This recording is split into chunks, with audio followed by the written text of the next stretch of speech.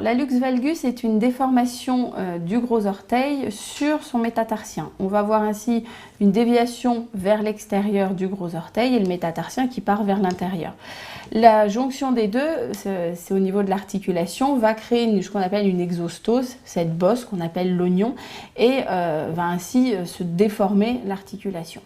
Le problème de la luxe valgus, c'est qu'on a un problème pour rentrer le pied dans la chaussure parce que l'avant-pied devient plus large et ainsi prend plus de place. Et puis souvent, on va avoir le gros orteil qui va se dévier, puis les autres orteils qui vont se déformer parce qu'il y a un peu une crise du logement après dans la chaussure.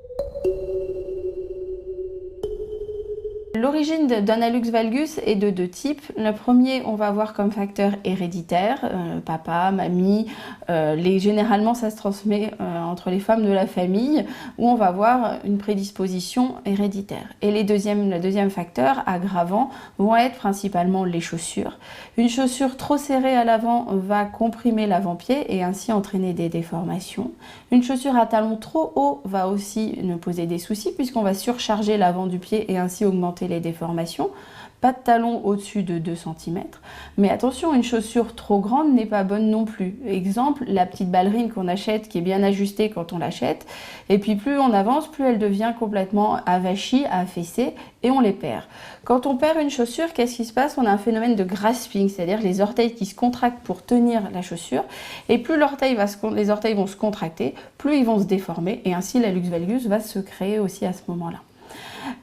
Après, dans les facteurs favorisant la luxe valgus, on a un facteur intéressant qui est le problème de posture. Si on a un bassin qui est décalé, qui est vrillé, une mauvaise posture globale, on va sursolliciter un pied par rapport à l'autre, il ne va pas avoir la même position et ainsi on va avoir des déformations qui vont arriver plus d'un côté que de l'autre.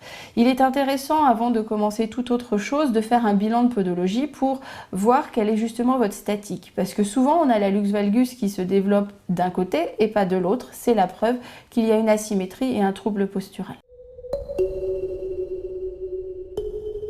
La luxe valgus est douloureux en phase de déformation, c'est-à-dire au moment où l'articulation est en train de se déformer, on va avoir des douleurs.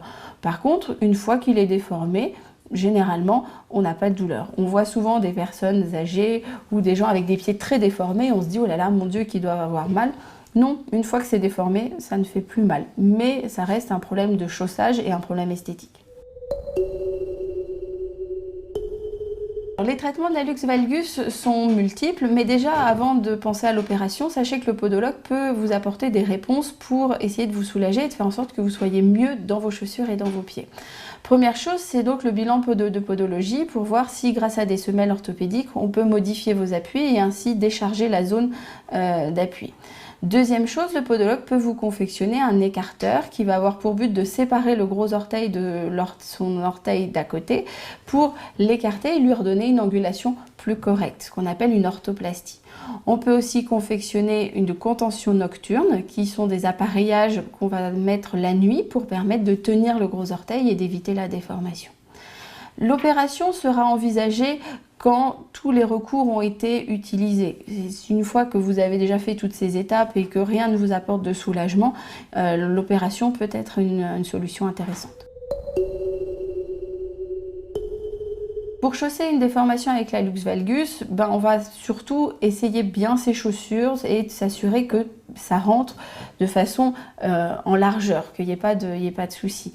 On va éviter les coutures qui vont passer juste sur l'exostose, qui vont créer une zone de frottement et qui vont faire gonfler la partie osseuse.